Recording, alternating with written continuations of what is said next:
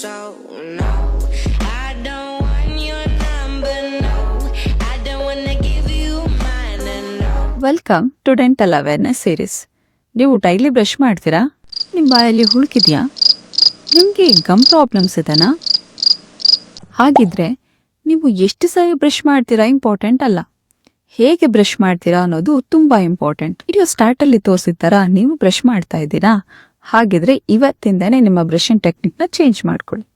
Ultra soft diesel ಬ್ರಷ್ನ ತಗೊಂಡು ಒಂದು ಬಟಾಣಿ ಕಾಳಷ್ಟು ಟೂತ್ ಪೇಸ್ಟ್ನ ಕೊಂಡು ಹಲ್ಲು ಮತ್ತೆ ವಸಡಿನ ವಿರುದ್ಧವಾಗಿ 45 ಡಿಗ್ರಿ ಬೆಂಡ್ ಮಾಡಬೇಕು ಅಥವಾ ಟಿಲ್ಟ್ ಮಾಡಬೇಕು.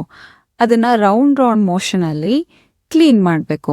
ಬ್ರಷ್ ಮಾಡ್ತಾ ಹೋದ್ರೆ ಹಲ್ಲಿನ ನಡುವೆ ಸಿಕ್ಕಾಕೊಂಡಿರೋದು, ಒಸಡು ಮತ್ತೆ ಹಲ್ಲಿನ ನಡುವೆ ಸಿಕ್ಕಾಕೊಂಡಿರೋದೆಲ್ಲ ಕ್ಲೀನ್ ಆಗತ್ತೆ. ಹಲ್ಲಿನ ಔಟರ್ ಸರ್ಫೇಸ್, ಹಲ್ಲಿನ ಇನ್ನರ್ ಸರ್ಫೇಸ್, ಹಲ್ಲಿನ ಚೀನಿಂಗ್ ಸರ್ಫೇಸ್ ಇದೆಲ್ಲದನ್ನು ಕ್ಲೀನ್ ಮಾಡೋದನ್ನ ಮರಿಬೇಡಿ. ಫ್ರಂಟ್ ಟೂತಿನ ಇನ್ನರ್ ಸರ್ಫೇಸ್ನ ಕ್ಲೀನ್ ಮಾಡಬೇಕಾದ್ರೆ ವರ್ಟಿಕಲ್ ಸ್ಟ್ರೋಕ್ಸ್ನ ಕೊಟ್ಟು ಸ್ಲೋ ಮೋಷನ್ ಅಲ್ಲಿ ಕ್ಲೀನ್ ಮಾಡಿದಾಗ ಹಲ್ಲಿನ ನಡುವೆ ಎಲ್ಲ ಕ್ಲೀನ್ ಆಗತ್ತೆ. ಎಕ್ಸ್ಪೀರಿಯನ್ಸ್ ಇಂದ ನಿಮ್ಗೆಲ್ಲ ಒಂದು ಕಿವಿ ಮಾತು.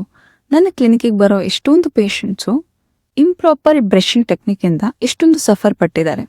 ನೀವು ಆ ಸಫರ್ ಪಡಬಾರದು ಅಂತ ಅಂದ್ರೆ ನಿಮ್ಮ ನ್ಯಾಚುರಲ್ ಟೂತು ಚೆನ್ನಾಗಿರ್ಬೇಕಾದ್ರೇನೆ ಸೇವ್ ಮಾಡ್ಕೊಳ್ಳಿ. Secure it before you lose it. Thank you.